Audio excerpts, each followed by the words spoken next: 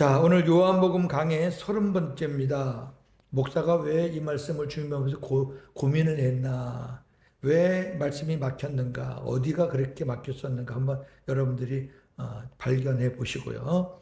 본문은 요한복음 7장 37절에서 44절, 제목은 성령의 임재 예고. 성령 강림을 우리 주님이 예고하시는 거예요. 요한복음 7장의 배경은 유대의 절기 중 하나인 초막절입니다. 계속해서 말씀드리는 거예요. 다음 시간까지. 오늘 말씀은 예수님께서 예루살렘에 모인 많은 사람들에게 나 예수를 믿는 모든 사람에게 성령이 임할 것이라. 야, 이거는 다이너마이트 같은 폭탄 선언이에요. 모든 사람에게 성령이 임한다. 근데 어떤 모든 사람이냐? 나 예수를 믿는 모든 사람이니까 안 믿는 사람하고는 관계가 없어요. 그러자 모인 사람들이 예수가 누구지? 저 사람 누구야? 하면서 수군수군 되면서 변론하는, 나는 예수를 이렇게 생각한다. 나는 이렇게 생각한다. 이렇게 생각한다 하면서 새 파로 갈려가지고 자기 나름대로 막 자기가 옳다고 서로 논쟁을 하는 사건이 오늘 본문입니다. 자, 37절에서 39절은 성령 임재, 성령 강림을 예고하시는 예수님입니다. 본문 보겠습니다. 명절 끝날 곧 큰 날에 예수께서 서서 외쳐 이르시되 누구든지 목마르거든 내게로 와서 마시라. 나를 믿는 자는 성경의 이름과 같이 그 배에서 생수의 강이 흘러나오리라 하시니 이는 그를 믿는 자들이 받을 성령을 가리켜 말씀하신 것이라. 예수께서 아직 영광을 받지 않으셨으므로 성령이 아직 그들에게 계시지 아니하더라. 아멘. 자, 37절에 명절 끝날 곧 큰 날에 그랬어요. 무슨 또 큰 날은 또 뭐야? 여기 명절 끝날은 초막절의 8일째 되는 날을 말해요. 초막절은 다른 절기와는 달리 8일간 지키는 절기예요. 유월절과 맥주절은 7일간 지킵니다. 그래서 명절 끝날인 8일째 되는 날을 큰 날이라고 합니다. 그래서 큰 날이에요. 자, 그러면 초막절은 도대체 어떤 절기인가? 여러분, 제가 7장 들어가면서 말씀을 드렸었어요. 다시 한번 말씀드리면 초막절은 장차 주님이 마지막 강림하실 때 구원받은 자들이 알곡으로 추수되어 천국으로 들어가는 것을 예표하는 절기예요. 마지막 추수거든요. 이스라엘의 마지막 추수. 이 이후로는 추수가 없어요. 우리 자연계에서도 마지막 추수가 있죠? 가을 추수. 우리 교회는 그거를 추수감사절로 지켜요. 어떻게 보면은 이 초막절을 우리는 추수감사절로 지키는 거예요. 근데 왜 다른 절기는 7일인데 왜 이 초막절은 8일이냐 그거예요. 성경에서 8은 부활의 수, 천국의 수를 상징해요. 그래서 8일째 되는 날을 큰 날이라 그러는 거예요. 이 자연계에서 있는 수가 아니라 천상에서 일어나는 수가 8이에요. 자, 부활의 수 한번 볼까요? 안식일 다음 날의 축제. 초막절은 안식일 날 시작해서 안식일 다음 날에 끝나는 거예요. 예수님이 안식 후 첫날에 부활하셨어요. 구약에서 안식은 토요일이에요. 구약의 모든 절기는 전부 다 안식일을 중심으로 다 이루어져요. 유월절도 토요일로 시작해도 토요일로 끝나는 거예요. 그러니까 이게 근데 초막절만 안식일 날 시작해서 안식일 다음 날에 끝나요. 근데 그 안식일 다음 날에 축제. 온 사람 모여 축제하는 거예요. 나환자가 병이 발생하잖아요. 나환자는 문둥병자를 가리켜요. 근데 하나님께서 뭐라 그러냐면은 하루, 이틀, 사흘, 나흘, 다섯째, 여섯째, 일곱째까지는 그냥 두라는 거예요. 치료해도 안 나. 그냥 둬. 그런데 하나님이 8일째 되는 날에 내가 말하는 대로 해 그래요. 그 8일째 나와 환자에게 치료를 하고 손을 대면 치유가 돼요. 그게 8일입니다. 구약의 나와 환자는 죽음을 가리켜요. 왜 그러냐면 그는 나을 수 있는 병이 아니에요. 문둥병자라 그러면 그 세상에서 그 죽은 자예요. 살아있으나 죽은 자예요. 근데 8일째 되는 날에 하나님의 은혜가 임하면은 살아나요. 완전히 정상으로 돌아가요. 그 8이라는 게 신기한 숫자입니다. 노아의 방주에 8명이 탔죠. 구원받은 수예요. 천국에 가서 하나님 앞에 가서 구원받는 수를 8로 압축을 한 거예요. 상징으로 보여준 거예요. 태어나면은 이스라엘 백성들은 8일째 되는 날에 할례를 베풀어. 할례는 뭐예요? 나는 죽고 다시 하나님의 생명으로 다시 태어났다는 거예요. 이 외에도 많지만 이런 것들을 볼 때 8이라는 숫자는 보통 숫자가 아니에요. 새롭게 태어나는 숫자, 부활의 숫자, 죽은 자가 다시 새롭게 부활하는 숫자, 하나님 나라에 가서 영생을 누리는 숫자 8이에요. 그래서 초막절의 마지막 8일째를 큰 날이라. 이해가 되시면 아멘. 예, 사실 이런 말씀들은 좀 듣기가 힘들죠. 잘 안 해요. 자, 그 다음 볼까요? 37절에 예수께서 서서 외쳐 이르시되 누구든지 목마르거든 내게로 와서 마시라. 예수님은 갈증을 느끼는 인생들을 향해 이렇게 말합니다. 누구든지 목마르거든 내게로 와서 마시라 하고 초청을 합니다. 누구든지. 이 말씀은 예수님께서 갈증을 느끼는 인생들을 위해서 뭔가를 지금 준비해 놓으셨다는 걸 암시하는 거예요. 왜? 예수님이 오라 그러면 가면 뭐가 있는 거죠, 뭐. 준비도 안 해놓고 초청할 일은 없어요. 사람들은 예수님이 무엇을 준비해 놓고 우리를 오라고 하는지 궁금하고 기대했을 거예요. 뭐지? 무슨 말이지? 사람들이 기대하는 것은 육적인 것이에요. 물질적인 것이에요. 야, 예수님에게 가면 또 기적이 일어나나? 맨 그 생각밖에 없죠. 아니죠. 예수님이 준비한 것은 인생들의 육적인 갈증을 해결하기 위한 것이 아니라 영적인 갈증을 해결하기 위해서 준비하신 거예요. 영적인 갈증. 과연 그게 뭘까요? 이겁니다. 38절, 39절. 나를 믿는 자는 성경의 이름과 같이 그 배에서 생수의 강이 흘러나오리라. 이는 그를 믿는 자들이 받을 성령을 가리켜 말씀하신 것이라. 이게 준비하신 게 뭐냐면 성령입니다. 성령. 이야, 기가 막힌 거죠. 여기 나를 믿는 자는 성경의 이름과 같이, 이 말은 여러분 마태, 마가, 누가, 요한복음에 나오는 성경은 구약일까요? 신약일까요? 그 다 구약이에요. 예수님 당시에 무슨 성경이 기록돼 있어. 예수님의 사역 다 끝난 다음에 이제 제자들이 예수님의 사역을 쓴 게 이제 마태복음, 마가복음, 누가복음, 요한복음이지, 예수님이 살아계실 때 나오는 성경은 전부 다 구약을 말하는 거예요. 구약을. 그러면 구약 성경에 성령에 대해서, 성령이 이 땅에 오실 거라는 것을 수도 없이 예언했다는 거예요. 그 예언대로 이제 성령이 오신다는 거예요. 그래서 과연 성경에 그런 것들이 있는지 없는지 제가 네 군데만 찾아봤어요. 한 10군데 찾아가지고 다 써놨다가 너무 길어가지고 제가 뺐어요. 이 정도만 해도 충분히 증거는 됩니다.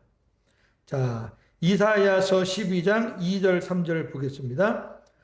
보라, 하나님은 나의 구원이시라. 내가 신뢰하고 두려움이 없으리니 주 여호와는 나의 힘이시며 나의 노래시며 나의 구원이십니다. 그 그러므로 너희의 기쁨으로 구원의 우물물에서 물을 기르리로다. 아멘. 구원의 우물들, 구원의 우물들 생수죠. 그냥 목말아서 먹는 게 아니라 구원받기 위해서 마시는 거, 그 생수죠. 이사야 44장 3절입니다. 나는 목마른 자에게 물을 주며 마른 땅에 시내가 흐르게 하며 나의 영을 내 자손에게 나의 복을 내 후손에게 부어주리니. 아멘. 영을 주시는데 마른 땅에 시내가 흐르는 것처럼 주시겠다. 나의 영, 성경에 나의 영, 나의 신, 이거는 다 성령을 의미하는 거라 그랬죠. 시편에요, 성령에 대한 말씀들이 너무 많아요. 그래서 시편을 제가 다 뺐어요. 네. 자, 에스겔 볼까요? 에스겔서 11장 19절 20절.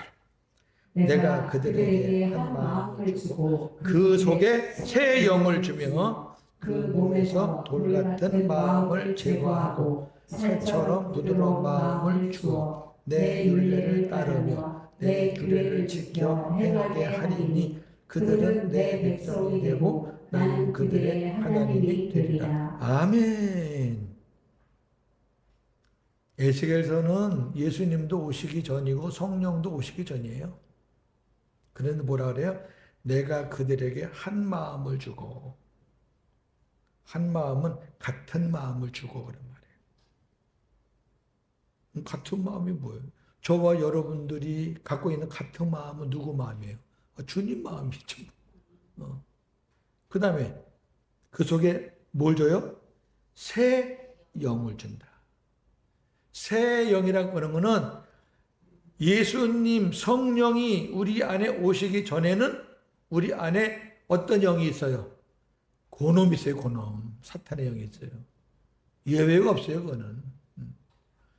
세상에 있는 사람들 번드르르하게 잘 살지만 전부 다 그 속에는 사탄의 영이 있다고. 무슨 내가 사탄의 영이든 간에 주님의 영이든 간에 둘 중 하나 없으면 그냥 죽어야 돼. 시체예요. 그거는. 살아있으면 영적인 존재예요. 그거는.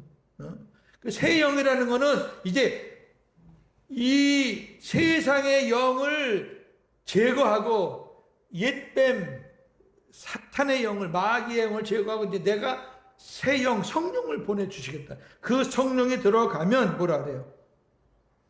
돌 같은 마음이 살처럼 부드러운 마음이 된다. 여기 살은요, 어린 아이 살 같은 그런 살이에요. 그게 원문의 뜻이에요. 얼마나 부드러운 마음은. 여러분 부드러워요. 주님이 들어오시고 성령이 들어오시니까 옛날에 그 돌 같은 내 그 고집스러운 것들 많이 부서졌죠? 부서졌는데 아직까지 좀 잔돌은 좀 남아있어. 큰 것들은 다 깨진 것 같은데. 그 다음 뭐라 그래요?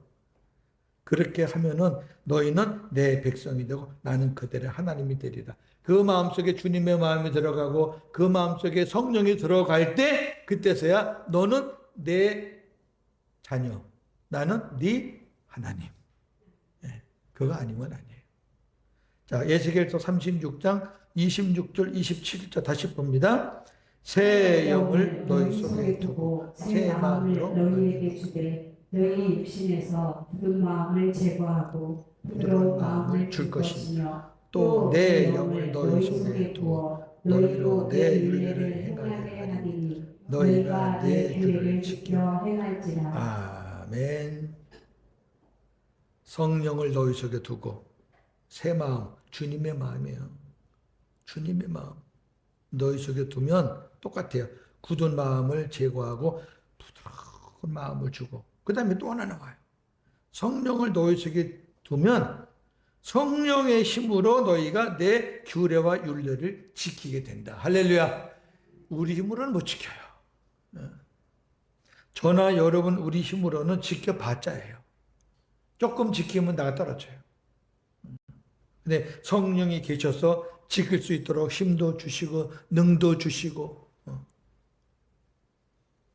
이렇게 구약에 성령이 오시면 어떤 일이 일어날 거라는 것이 쫙 예언되어 있어요. 네. 예수님이 인생들의 갈증을 해결해 주기 위해 준비하신 것이 생수입니다. 생수. 네. 그 배에서 생수의 강이 흘러나오리라. 성경에 생수라는 단어가 이렇게 많이 나오는데 왜 옛날에는 몰랐을까? 당연하지요. 옛날에는 내 마음속에 어떤 놈이 있었어요. 그놈. 그놈 할 때 여러분들이 그놈이라 그래. 그놈. 뭐라고 불러야 돼? 그 양반 그래요? 목사가 또 그 XX 할 수는 없고 그놈. 그놈이 고윤재 목사 안에서 지가 왕노를 했단 말이에요. 제가 삼촌보에서 목회할 때, 익산에서 목회할 때 다 그놈이 왕노를 했어요. 그때는 몰랐지. 만약에 그때 누가 저한테 얘기했으면 저한테 그냥 얻어맞지. 지금 보니까 그래, 지금 보니까. 그놈이 왕노릇한 거예요. 그러면 그놈이 왕노릇하면 그놈이 우리의 마음을 혼미하게 해서 생수란 단어를, 생수란 말을 듣게 해요, 보게 해요? 못 보게 해. 못 듣게 해. 그러니까 못 들은 거예요. 그러니까 못 본 거예요. 성경이 많이 나오는데 왜 생수라는 단어를 보고도 그 생수가 뭔지 궁금해하지도 않았어. 속은 거예요. 자, 생수가 뭔가 볼까요? 이는 예수님을 믿는 자들 안에 성령을 보내주셔서 생수를 충만하게 부어주시겠다는 거예요. 흘러넘친다는 얘기는 충만하다는 거죠. 흘러넘치는 거는 어떤 그릇에 물을 붓는데 그냥 물이 그냥 넘쳐가지고 그 충만한 걸 말하는 거예요.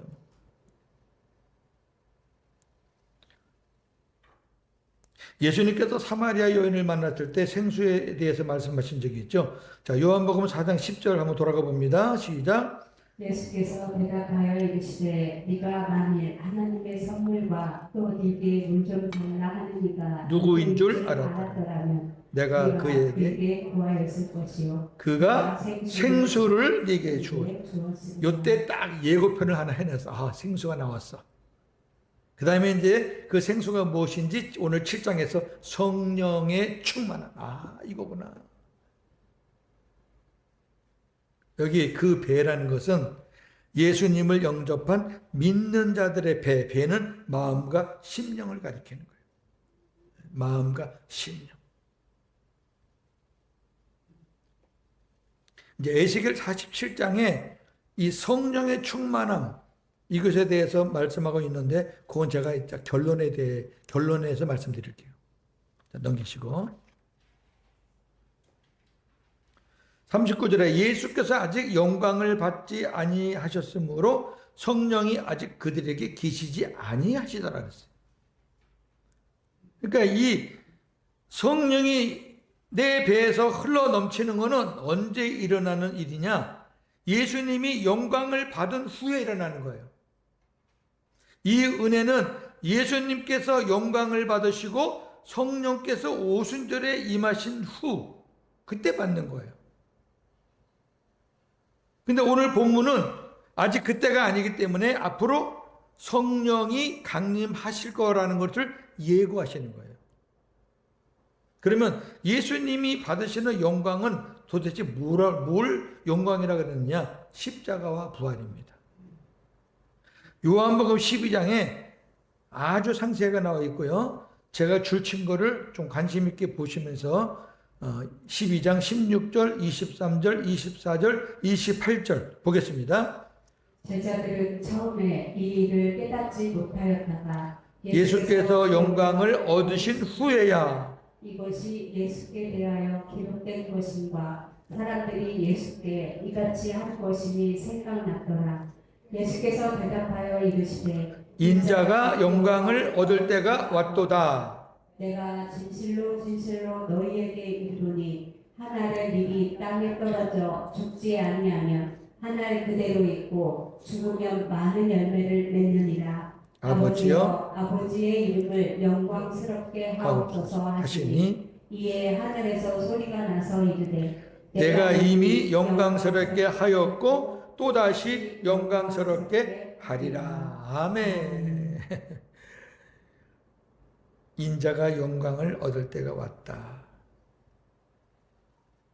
예수님이 십자가에 죽으시는 것은 아버지께 영광이에요. 왜? 아버지의 큰 구원 계획이 이루어지는 거니까. 하나님의 영광은 우리처럼 눈에 보이기 좋은 거 그게 영광이 아니에요. 예수님이 십자가를 안 지시면은 하나님의 영광이 안 나타난 거예요. 예수님이 십자가 지셨기 때문에 아버지가 영광을 받으신 거. 왜? 그런 말미암아 저와 여러분들을 구원할 수 있었잖아요. 그런데 마지막에 영광스럽게 하였고 또다시 영광스럽게 하리라는 거, 또다시 영광스럽게 한다는 거는 부활을 얘기하는 거예요. 할렐루야. 예수님이 십자가에 죽은 것도 하나님의 영광을 드러냈지만 그걸로 끝나면 안 돼, 기독교는. 그걸로 끝나면 뭐예요? 아, 죽은 예수 믿는 거예요? 그러면 뭐 박태선이라든지 또 요즘 그 뭐예요? 이름 까먹었다. 신천지는 아직 안 죽었지. 하나님의 교회, 하나님의 그 교주 죽었잖아요. 안상홍이 그 죽은 놈 있잖아요. 그럼 예수님이 십자가에 죽는 것만 영광이면은 그 기독교가 아닌데 예수님이 죽었다가 사흘 만에 부활하셨기 때문에 또다시 영광스럽게 했기 때문에 십자가는 부활을 위한 하나의 시작일 뿐이고 부활하셨기 때문에 하늘에 올라가셔서 우리의 모든 죄를 다 탕감해 주시고 그 다음에 임마누엘로 우리 안에 오신 줄로 믿습니다. 부활의 주님이 아니면은 아무것도 없는 거예요, 기독교는. 그래서 영광을 받지 않았던 얘기는 예수님의 십자가와 부활을 말하는 거예요. 자, 그 다음 보세요. 오순절 성령 강림 전에는 예수님을 제외한 어느 누구도 그 안에 성령이 임하시지 않았습니다. 당연하죠? 왜? 예수님이 살아계시는데 무슨. 예수님이 죽고 부활하셔야 오순절이 오는 거고 그때 성령이 강림하시는 거니까. 우리가 이것을 알아야 왜 예수님의 제자들의 믿음이 약했는지를 이해할 수가 있는 거예요. 이해가 되시죠? 사복음서 보면 제자들이 한심해. 그건 제자들이 한심한 게 아니에요. 그게 인간의 최고의 모습이에요, 그게. 그래도 3년 동안 어쩌든지 비가 오나 눈이 오나 예수님 쫓아다니는 소리가 대단해요. 저나 여러분은 그것도 못할 거야. 근데 그렇게밖에 할 수 없는 거는 그 안에 아직 성령이 들어오지는 않았어요. 그러니까 아직 자기 생각이 많아요. 주님 말씀하시면 예 하고 주님이 또 말씀을 까먹으면 또 옛날 모습대로 가는 거예요. 그러던 제자들이 사도행전에서 어떻게 바뀌어요? 생명을 내놓잖아요, 그냥. 복음 전하는 거 감옥에 가둬놓고 베드로한테 너 풀어줄 테니까 하지마. 그러면 옥문에서 나오는 순간 예수님은 그리스도로 쳐냈잖아요. 왜? 그 안에 누가 계시니까? 성령이 계시니까. 근데 저와 여러분 안에 성령이 계시는데 우리는 왜 그럴까? 우리는 성령이 충만하지 않아서 그래요.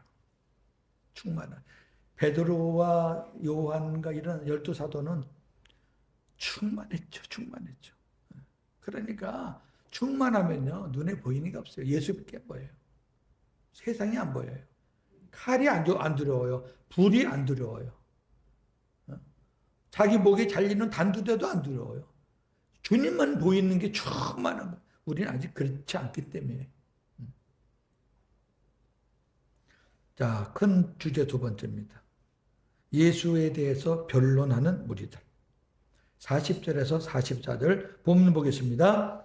이 말씀을 들은 무리 중에서 어떤 사람은 이 사람이 참으로 그 선지자라 하며 어떤 사람은 그리스도라 하며 어떤 이들은 그리스도가 어찌 갈릴리에서 나오겠느냐 성경에 이르기를 그리스도는 다윗의 씨로 또 다윗이 살던 마을 베들레헴에서 나오리라 하지 아니하였느냐 하며 예수로 말미암아 무리 중에서 쟁론이 되니 그 그 중에는 그를 잡고자 하는 자들도 있으나 손을 대는 자가 없더라. 아멘.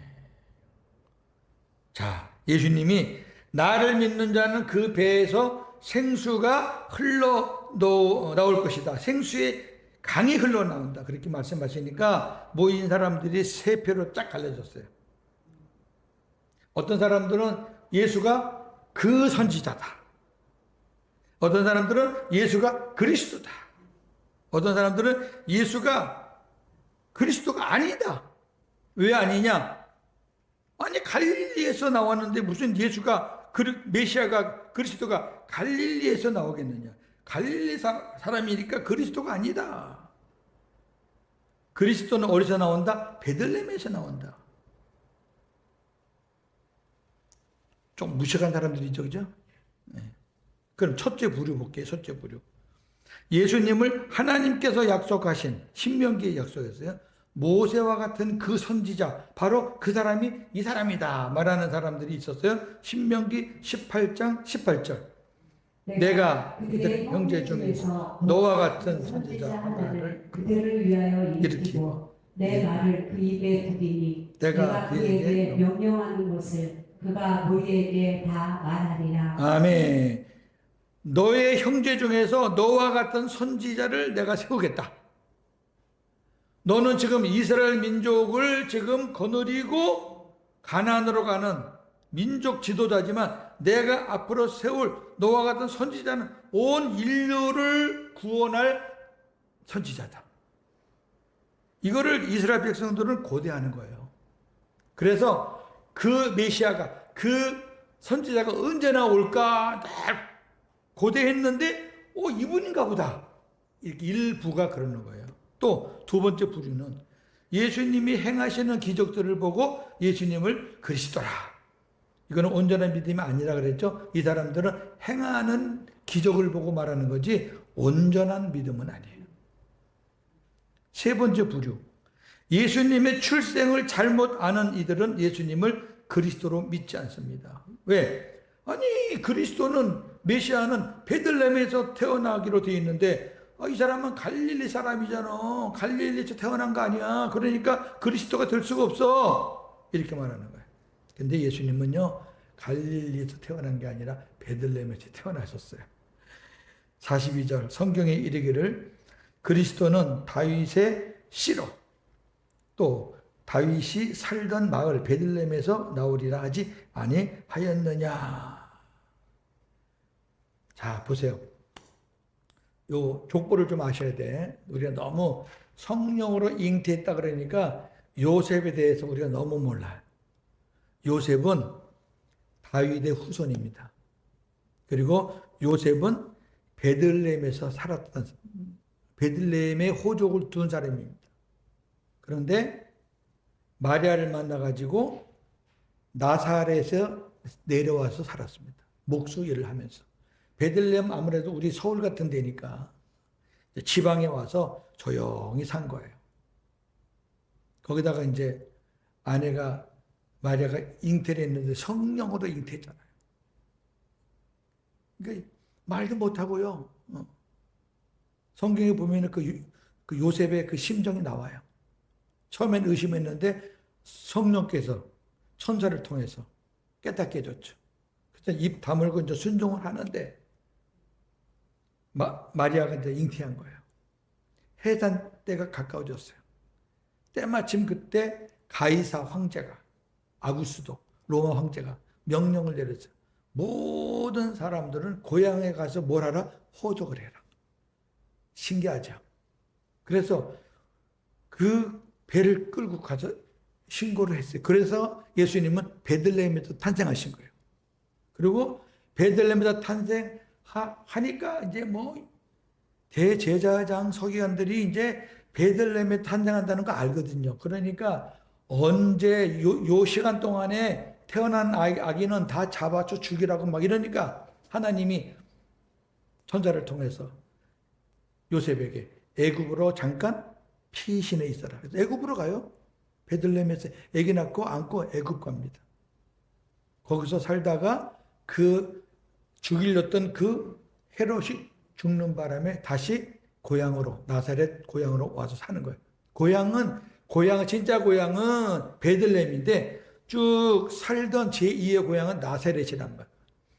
그러니까 예수님이 어릴 때부터 잘하는 것을 본 사람들은 전부 다 예수님은 나사렛 사람인 줄 알 수밖에 없죠. 그죠? 그러니까 이 사람들이 뭐 잘못하는 거니까 예수님이 그런 상황으로 베들레헴까지 가서 탄생한 걸 모르니까 아니 저 예수가 나사렛에서 나고 자랐는데 우리가 그 부모도 아는데 무슨 그리스도야? 아니야 라고 말하는 거는 잘못 알고 그러니까 무식하면 용감해요. 제가 지금 말씀드린 걸 성경으로 증명해 보겠습니다. 자, 누가복음 2장 4절 5절입니다. 요셉도 다윗의 집 족속이므로 갈릴리 나사렛 동네에서 유대를 향하여 베들레헴이라 하는 다윗의 동네로 그 약혼한 마리아와 함께 호적하러 올라가니 마리아가 이미 잉태하였다. 아멘. 봐요. 다윗의 집 족속이에요. 이는 성경의 예언을 이루시려는 하나님의 섭리였습니다. 왜 그러니까 예수님은 반드시 베들레헴에서 탄생해야 돼요. 왜? 메시아가 베들레헴에서 탄생하신다고 오래전에 예언을 하셨거든요. 미가서 5장 2절 베들레헴 에브라다야 너는 유다 족속 중에 작을지라도 이스라엘을 다스릴 자가 내게로 나올 것이다. 그의 근본은 상고의 영혼에 아멘. 베들레헴에서 하나님이 태어난다. 왜? 근본은 상고고 영혼이야. 영원하신 분 태초부터 계셨던 분이 태어난다. 베들레헴에. 그래서 마태복음 2장 1절 헤롯 왕 때에 예수께서 유대의 베들레헴에서 나시며 아멘. 하나님의 섭리가 빈틈이 없습니다. 섬세합니다. 정확합니다. 자, 예수님의 정체성에 대한 세 가지 주장이 나오면서 서로 간 쟁론이 되었습니다. 그 중에는 예수를 잡고자 하는 사람들도 있었지만 하나님이 정하신 때가 되지 않았기에 예수께 손을 대는 자가 아무도 없었습니다. 왜? 예수님은 초막절 때 죽으시는 게 아니라 유월절 때 죽으셔야 되기 때문에. 그래서 이제 한 해가 바뀌어서 유월절이 돌아오면 그때 예수님이 이제 십자가 지십니다. 마치는 말. 오늘 말씀은 예수님께서 성령의 임재를 예고하셨지만 우리는 이미 그 성령을 마음에 모심으로 주님의 제자들보다 더 행복한 자들이에요. 왜? 주님의 제자들은 예수님 계실 때만큼은 성령이 그 안에 임재하지 못했어요. 그러니까 그냥 엎어지고 자빠지고 실수하고 근질이 뻥뻥 치면서 나중에 다 도망가고 그랬잖아요. 우리는 예수님의 제자보다 훨씬 행복해요. 그리고 생수에 대해서는 제가 부임해서 한 달 동안 매주 제가 강의를 했어요. 창세기부터 계시록까지 생수에 대해서 강의를 했어요. 기억하신 분도 있고 또 잊어버리신 분도 있고 그러겠지만 근데 생수는요 절대 가만히 있으면 주는 거 아니에요. 이거는 구해야 돼요. 내게로 오라는 얘기는 나에게 구하라는 거예요. 나에게 구하라. 좀 달라고 해라. 달라고. 예수님이 내 안에 오시는 것은 하나님의 은혜로 왔지만 그 예수님을 내 안에서 그냥 석구처럼 바보처럼 만들든지 아니면 예수님을 통해서 성령의 생수를 구해서 늘 충만한 삶을 살든지는 저와 여러분 몫이란 말이에요. 그래서 에스겔 47장에 보면 성전에서 생수가 흘러나오는데 어떤 사람이 그 강을 향해서 가는데 그 물이 발목에 찼다가 무릎에 찼다가 허리에 찼다가 머리 끝까지 차고 넘쳐요. 그게 우리가 하나님의 자녀가 되었기 때문에 내 안에 주님이 계시고 성령이 계시니까 우리가 기도하면은 하나님이 생수를 부어주셔요. 우리가 목 마르면 물을 먹잖아요. 목이 조금 마르면 물 조금 먹어도 되지만 물이 엄청 마르는데 물 한 모금 먹어도 되겠어요. 근데 우리는 이 세상에 살면서 힘들고 지치고 많은 문제가 있는데 도대체 무슨 배짱으로 생수를 안 구해? 그러면서 힘들다고 그래. 하나님이 그거 아시고 힘들 때 나에게 찾아와. 목마른 자들 와. 내가 값없이 돈 안 받고 줄게. 그런데도 안 가. 그리고 어디 기도원 가서 돈 내고 가서 안수받고 생수를 찾고 앉아있어. 이런 답답한 인생들이 있어요. 물어볼게요. 여러분, 성령의 은혜가, 생수가 지금 발목에 차 있어요? 아니면 무릎 좀 차 있어요? 아니면 허리쯤 차 있어요? 아니면 막 충만해가지고 막 상황이 어떻든 간에 막 성령의 춤을 추면서 그렇게 살고 있어요? 저와 여러분들이 뭐 조그만 거 하나 때문에 염려하고 근심하면은 머리끝까지 찬 거는 그 날아간 거고, 머리끝까지 참으면 그런 거 없어요. 그 셋 중에 하나네. 발목, 무릎, 허리. 저도 그 중에 하나겠죠. 한 주간도 생수를 구하면서 복음으로 승리하시는 저와 여러분 되기를 주님의 이름으로 축원합니다. 하나님 아버지 고맙습니다. 예수님께서 성령의 임재를 예고해 주셨습니다. 제자들은 너무너무 기대했을 겁니다. 드디어 오순절날 그 성령의 강림을 체험하면서 새롭게 사람들이 다 바뀌었습니다. 우리도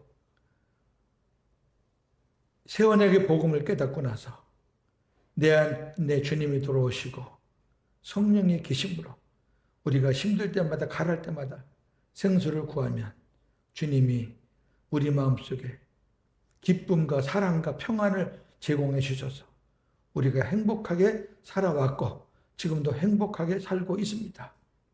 그러나 마귀는 주님이 부어주신 그 성령을 흘려버리게 합니다. 염려와 근심을 하면서 흘려버리게 하고 돈 문제, 사람 문제에 걸리면서 또 흘려버리게 해서 또 삐짝 마르게 합니다. 우리는 계속 생수를 구하면서 사탄과 싸워야 되는데 그건 잊어버리고 또다시 사탄의 꾀임에 넘어가서 허부족됩니다. 언제까지 우리가 이렇게 살아야 되겠습니까? 언제까지 이렇게 살아야 되겠습니까? 엄청난 우리는 영적인 무기가 있음에도 불구하고 주님이 그 무기를 우리 안에 장착시켜 주셨음에도 불구하고 찾기만 하면, 오기만 하면, 불을 짓기만 하면, 구하기만 하면 내가 주신다고 그랬는데 왜 우리는 이걸 못하고 사는지 모르겠습니다. 그리고 맨날 힘들다고 얘기하고 어렵다고 얘기하고 한 주간 우리가 생수를 구하면서 복음으로 승리하는 그런 체험과 그런 능력을 경험하는 귀한 시간들 되게 하옵소서. 예수님의 이름으로 기도합니다. 아멘.